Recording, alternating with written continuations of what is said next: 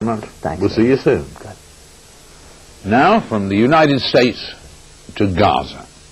Last week, after days and months of dire shortages, Palestinian militants blew a hole through the wall that separates Gaza from Egypt.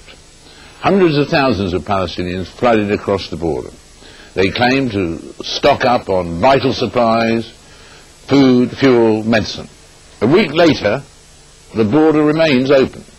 What now needs to be done by Palestine, by Israel, by Egypt, by anybody else? And what will the effect be on the ongoing peace process? Today I'm joined by Manuel Hassasiyan, the PLO ambassador to the UK, and by Prosor, the Israeli ambassador to the UK, to discuss what the future holds for Gaza. Starting, both of you, with the question, I mean, who do you blame for this situation, or is it a good situation? First of all, it's not a good situation because this will exacerbate the convulsive violence that we have been, suffering from the last 6 months. And after Annapolis, we thought that we are re-engaged back in a political process where basically Palestinians and Israelis will start dealing with the kernel issues, with the central issues. Unfortunately, what happened basically in post-Annapolis, things broke loose.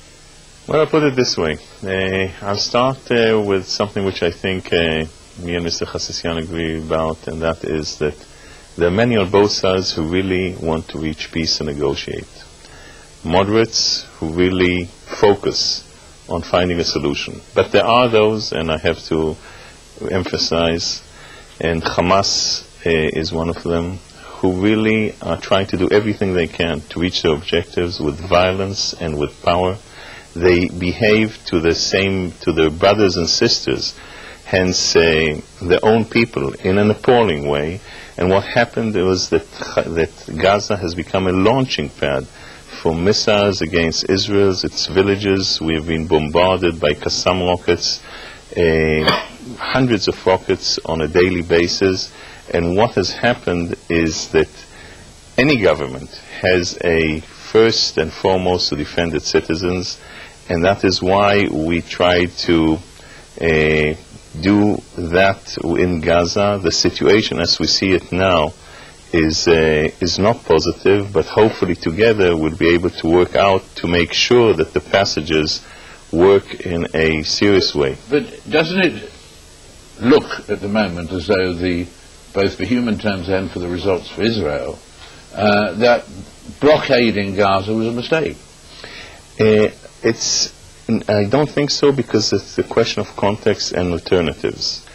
The situation here, you mentioned Hamas, of course. It seems as though Hamas has emerged stronger from this process at the end of the week than at the beginning. But do you think there is a danger that, in fact, Hamas will set up a separate Islamic state away from your West Bank state, but they could try and set up an Islamic republic in what was Gaza, call it something else?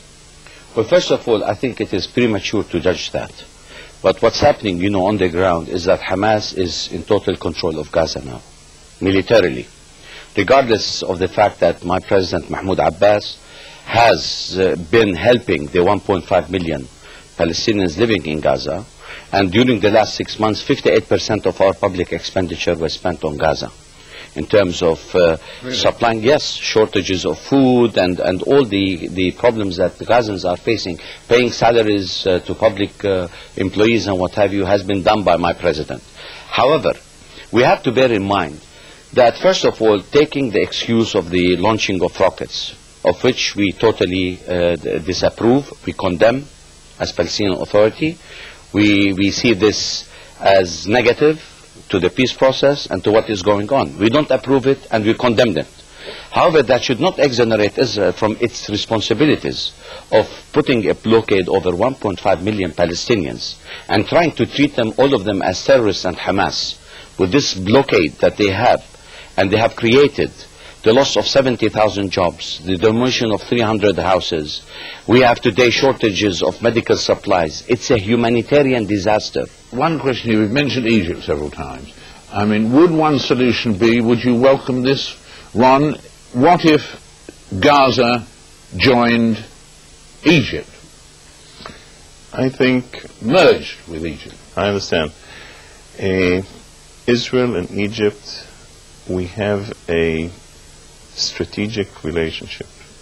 And the peace that Israel has with Egypt have defined borders which have been reached in a peace agreement between Israel and Egypt. We have to make absolutely certain that we keep this border. It's important for the stability of the region and also the relations between Israel and its Arab neighbors on the long run, not only on the short run. Alas, we're at the end of our time. Manuel. What I would like to say to Ambassador Prosor is the fact that by the year 2010, if Israel continues with its settlement policies and the building of the wall and the bypass roads, half of the West Bank will be merged into Israel proper. If we believe in a two-state solution, by allowing what's happening in Gaza with the blockade, by giving, the chance for Hamas to take over, and by continuing with its creeping annexation of the West Bank, we are aborting, Israel in particular, aborting the two-state solution. And by doing that, they are disempowering President Mahmoud Abbas for real negotiations. When we're right at the end of our time, you've got both different options there in what we've heard. We need more time next time. We'll do it longer next time. All right. Thank you both very much. It's a crucial subject, Gaza, and a complex and perhaps an insoluble subject. But we will return to it. In a moment, I'll be talking to the